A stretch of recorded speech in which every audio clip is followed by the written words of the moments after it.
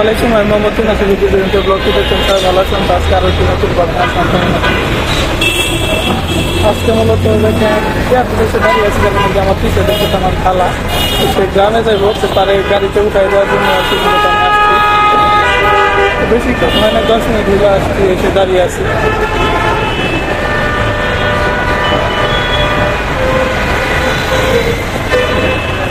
সকাল সকালে তো আসলে গাড়ি পাই না, সেই জন্য আর এত সকাল আসিনি। 9টার দিকে আসতে, এখন বাজে আপনার 9:30 বাজে।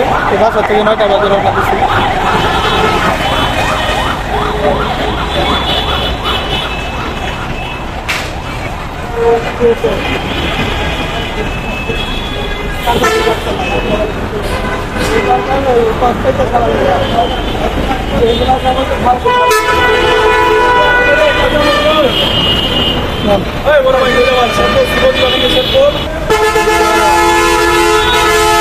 সারা জীবন দুধ খেয়ে যাইতেছে, দুঃখ নাই।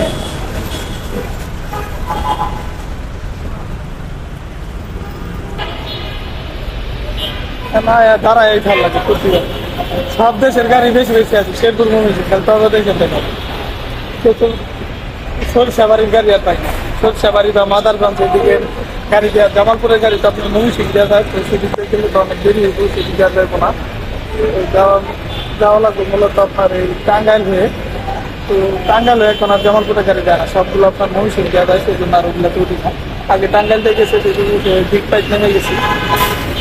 এখন আর ওদিকে এই কারণে এখন সরিষাবাড়ি বা মাদারগঞ্জের গাড়ির জন্য করতে হবে। A few moments later. এই মাত্র এই গাড়িটা আসছে আপনার সরিষাবাড়ির, তো এই গাড়িতে আমার খালারে উঠাই দিছি, সিটে বসে আছে।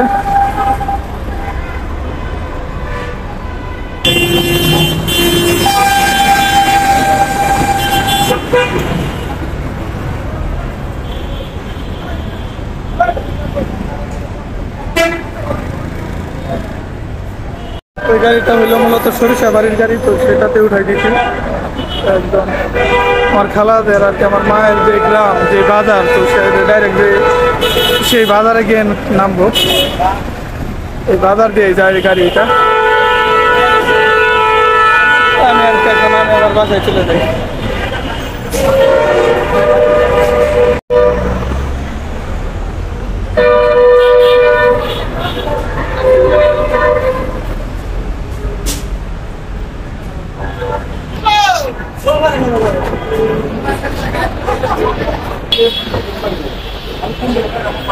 লিফট তো চালু করে না, বন্ধ।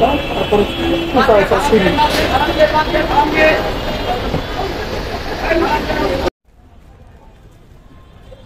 হাঁটতে হাঁটতে এই যে রেল লাইনের কাছে চলে আসছি।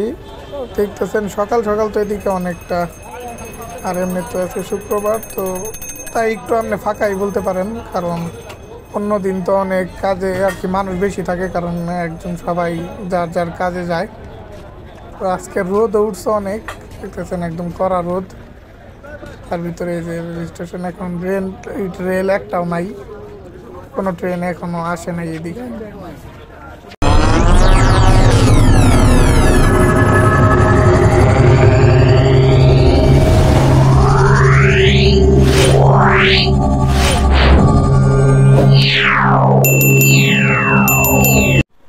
তো দেখেন এখন আবার আসলাম আপনাদের মাঝে দুপুরে। তো সকালে দেখছেন আর কি আমার খালার গাড়িতে উঠিয়ে দিয়ে আসছি গ্রামে যাওয়ার জন্য। তো সেখান থেকে এসে আপনার আজকে শুক্রবার, তো এসে এই যে চুল কাটছি, তো কেটে কাটা শেষে নামাজ পড়ে এসে এখন আবার আপনাদের মাঝে আসলাম, তো কোনো সময় পাইনি।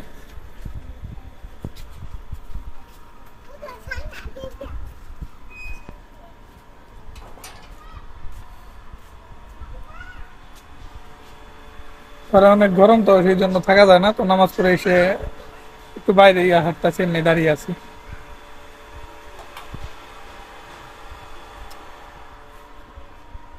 আর আবার চুলা ধরানো, তো আমার এমনি মাছ ভাজতেছে, মাছ আর মাছের ডিম মনে হয় 2-1টা এইলাই, তো সেই জন্য আরো গরম বেশি ঘরে।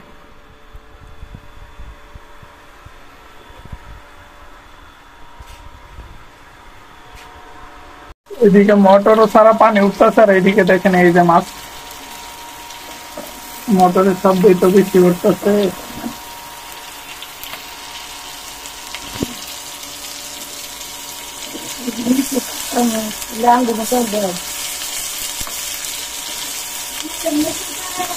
দেখেন এই যে এক পিস আপনার এগুলো পাঙ্গাস মাছ আর কি, পাঙ্গাস মাছের মাছ, এটা পাঙ্গাস আর ডিম, এগুলো আবার অন্য কিছু, ডিম না তেল।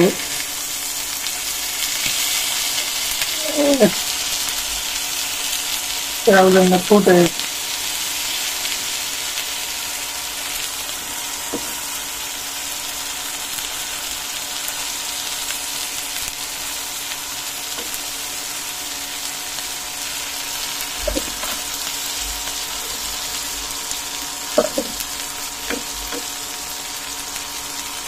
এখানে এগুলো তেল, ডিম নাই আর কি তেল।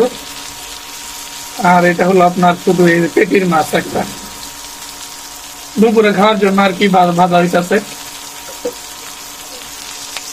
A few moments later. এই দেখেন মাছ আর এই তেল তুল বা ফুটকা যাই বলেন, এই ভাজা শেষ, তো ভেজে রাখছি। আর এখানে এই যে আলু ভর্তা বানিয়ে রাখছে মা, এগুলো হলো ছোট যে গুঁড়া আলুগুলো আছে সেগুলোর ভর্তা, কাঁচামরিচ পেঁয়াজ এগুলো দিয়ে, কাঁচামরিচ আর কি তেলে ভাজছি। এই হলো দুপুরের আজকে দুপুরের খাবার, শুক্রবার দুপুরে আল্লাহর এদিকে এগুলো রাখছে, মাছ ভাজা, আপনার আলু ভর্তা, আর এই হলো এখানে ডাল, পাতলা ডালই রাঁধছে। তো ডাল সকালে রান্না করছে আর কি, আর এগুলো এই দুইটা এখনো, এগুলো হলো আমাদের আজকের দুপুরের খাবার। A few moments later. তো দুপুরের খাওয়া শেষে একটু বিশ্রাম নেওয়ার পরে এখন বিকাল বেলা হয়ে গেছে, তো বিকালে এখন আবার রান্না করতেছে রাতের জন্য। তো আজকে রান্না করতেছে আপনার শুধু ডিম, যে মাছের ডিম তো জানেন, তো সেই মাছের ডিম গুলো আর কি শুধু রান্না করতেছে। আর সাথে মনে হয় অন্য কি মাছ আছে, কি মাছের কথা মনে বললো,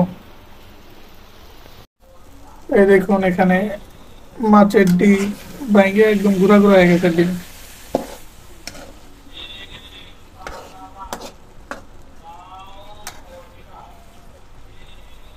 রুই কাতলা এগুলোর ডিম আর কি।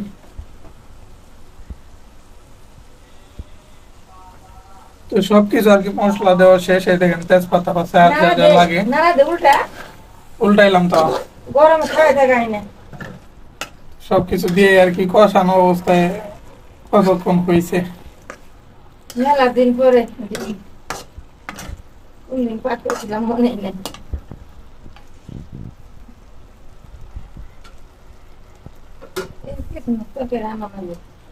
মাছ যে আসল কি যে পেয়েছি তাহলে আজকে শুধু ডিমই, ওই আনতে তরকারি নেই গে, গরম দরদ না।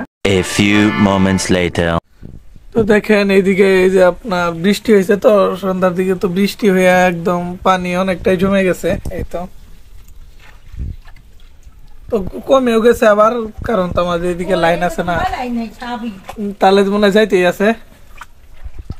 তো পানি যাইতেছে আস্তে আস্তে, ওই দরজার ওদিকে আম্মা গেছে একটু দেখতে, আমি কয়বার পরিষ্কার করে দিয়ে আসছি, তাই কমছে। কিন্তু বেশি হওয়ার কারণে দেখেন ঘরে তো একটু বের হয়েছে, এটা তো আর কি কিছু করার নাই। বেশি বৃষ্টি হলে রুম তো নিচা দেখেনি সব সময়, তো দেখেন পানি ঢুকেই।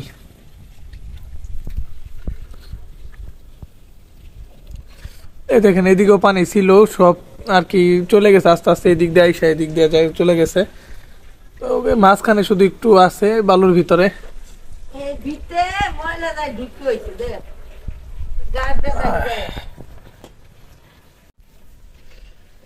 ভিতরে কেমনে গেছে, আমি তো একটু আগে পুরো হাত দিয়ে সাফ করে দিয়েছি। তো ওই জায়গায় জালি আছে না আপনার পাইপের ভিতরে জালি দেওয়া, তো ওটার কারণে আর কি পাতা পোতা আবার যায় আটকে থাকে, সেই জন্য আবার পানি যায় না, আবার ওটার জন্য পানি যায় তো দেরি লাগে। আর ওটা না দিলেও তো হয় না, না দিলে তো আপনার পাইপের ভিতরে সব ময়লা যায় আটকে একদম পাইপই বন্ধ হয়ে যেত। ওটা দেওয়ার কারণে বারবার যায় আবার পরিষ্কার করা লাগে।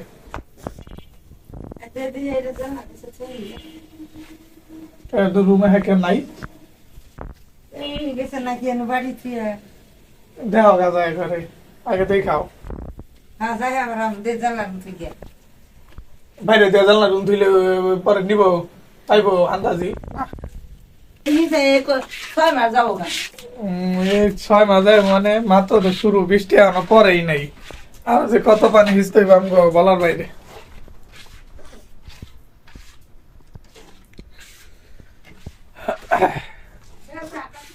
এখন টিভি দেখি, পানি তো আস্তে আস্তে এখন না গিয়ে বিস্কুট দিয়ে পুরা পোতাই গেছে